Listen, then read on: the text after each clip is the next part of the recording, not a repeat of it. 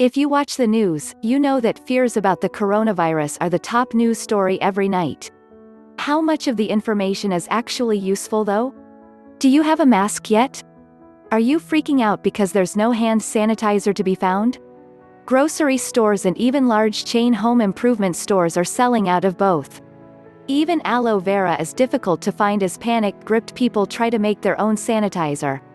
The government uses these viruses to fear tactics to control populations. People trust that the government will protect them. People willingly give up their rights and freedom for security and protection. Fear is paralyzing and proven to lower IQ to almost childlike status. That's how they control you. Most of those who die from these global virus events are people who are already immune systems compromised with physical, chemical, or emotional stress before they are infected. So wouldn't logical thinking tells you to improve your own immune system to protect yourself? A few years ago in 2015, the global fear was the mosquito spreading the Zika virus to vulnerable pregnant women. Zika infection during pregnancy could result in a brain condition called microcephaly to the child. Before that, it was Ebola and SARS, severe acute respiratory syndrome. Are you aware that SARS first appeared in 2003 and is caused by the coronavirus, SARS-CoV? Resources, and yet, everyone reading this survived, or your parents did. People recover. Humans have survived plagues and viruses since the beginning of time. A virus is a virus. Your body is equipped. Understanding how a virus replicates once inside your body is far more beneficial than buying a mask and hand sanitizer to fight it. And hand sanitizer is so overrated. It contains cancer-causing ingredients. It actually dries out your hands and destroys the natural creator-given protective flora and oil glands on the largest organ of the body, your skin. This leads to secondary infections. Studies have shown that hand sanitizer takes 4 minutes of vigorous scrubbing to actually kill germs on your hands. Resources below. Meanwhile, you are stripping your skin of the very bacterial defenders you need to survive.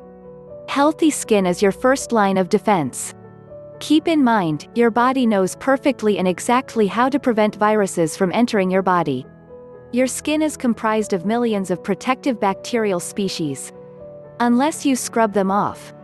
Bacillus subtilis, for just one example, fight off other harmful bacteria and were used to make the antibiotic ointment bacitracin. Sadly, most medical intervention is counterintuitive.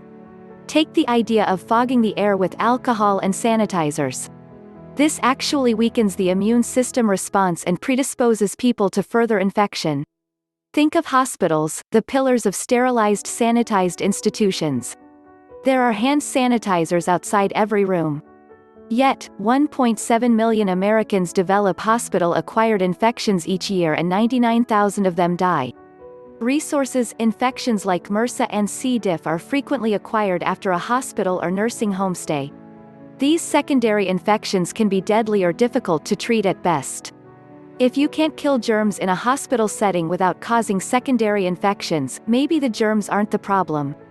Still, the fear-mongering media doctors tell us of the makeshift hospital-like quarantine centers where one person can infect large groups of people and actually spread the disease. Fear and panic weaken the immune system faster than the medications they give you to suppress the symptoms.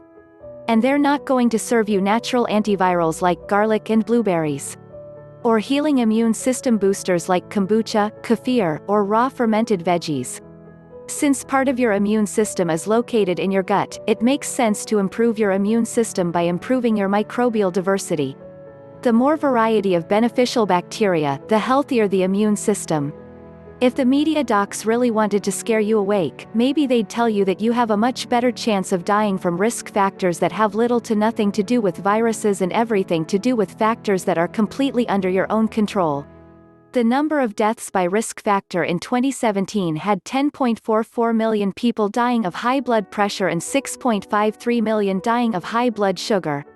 And despite all the research, all the money, all the technological and medical advances, the number 1 and number 2 causes of death have remained the same for decades: cardiovascular disease, 17.79 million deaths in 2017, and cancer, 9.56 million deaths in 2017.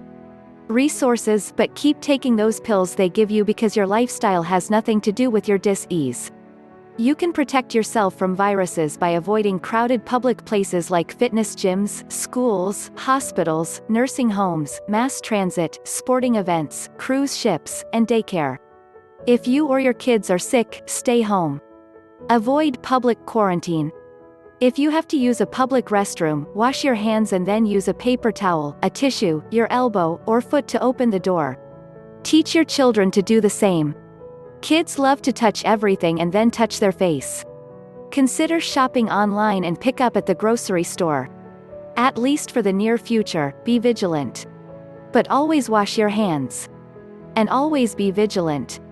Your throat has a sophisticated intelligence system located in the small pores lining the back of it, that act as a switchboard to detect foreign invaders and neutralize them.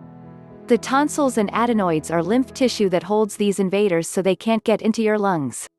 Unless you've had them removed. Coughing clears the lymph. Giving drugs like Tylenol for fever, or cough medicine to suppress symptoms only drives the virus deeper. Viruses like to hide in the lower part of the lungs where they can remain undetected and multiply. The Wim Hof method teaches deep breathing. Resource: very few people know the simple yet profound power of deep breathing. Despite what the media, doctors and social media tell us, vitamin C is being used very effectively to treat the coronavirus in Wuhan, China. There are other crucial nutrients like zinc and selenium listed in the articles below. See orthomolecular.org resources below. Vitamin A and D3 work at the cellular level to prevent the virus particles from entering the cell. The particles must gain entrance to the DNA in your cells in order to multiply. The longer they remain locked outside the cell, the easier time your immune system has to recognize them and destroy them. See Passover protocol below. Some other helpful things you can do right now to boost your immunity. Decrease stress, meditate, pray, listen to music, deep breathing, turn off the TV and quit yelling at the nightly news. Wait, that's just me. Get plenty of rest. Turn off the TV, leave your phone outside the room. Optimal 7 to 8 hours. Complete darkness. Sleep is when your body digests food and performs repairs. Eat clean, natural, local, organic, and include warm bone broths, garlic, onions, kombucha, kefir, and raw fermented veggies. Eat within an 8-hour period every day. Try to fast for 12 to 16 hours before you break your fast. If your body has too much food to digest, no midnight snacks, it can't work on the immune system repairs and rebuilding. Rest and digest. Your gut, like your skin, has billions of protective and beneficial bacteria. Feed them. Activated charcoal or bentonite clay to draw out toxins. Deep breathing, Wim Hof method. Far infrared sauna, sweat out those toxins. Far infrared is safe for heart patients, but check with your doctor just to be sure. Resources: take a walk outside in the fresh air and get some daily sunshine. If you can't walk, then sit outside in the sun and do some deep breathing. Spending time in nature is healing. Please keep in mind, once again, that you were born with innate, Creator has given protective mechanisms to ensure your survival. You were not born deficient in drugs to combat viruses. Educate and empower yourself with knowledge of how your body works.